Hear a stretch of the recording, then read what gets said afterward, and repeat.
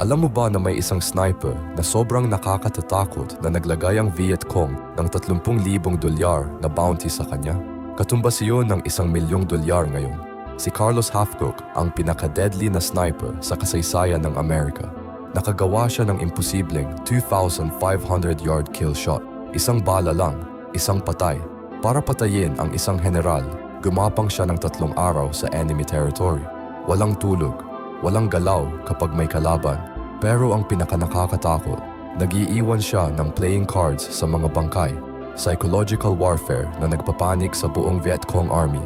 May babae ring sniper na nangunguna sa paghahanap sa kanya. Tinawag niya itong Apache. Nagtago siya sa mga puno, naghihintay na patayin si Hathcock. Sa wakas, natagpuan niya ang Apache sa crosshairs niya. Isang tira sa mata, pero hindi siya namatay sa gera. Nasunog siya habang sinasagip ang mga kapwa Marines sa isang vehicle explosion. Minsan, ang mga bayani ay hindi namatay sa laban. Namatay sila bilang mga hero.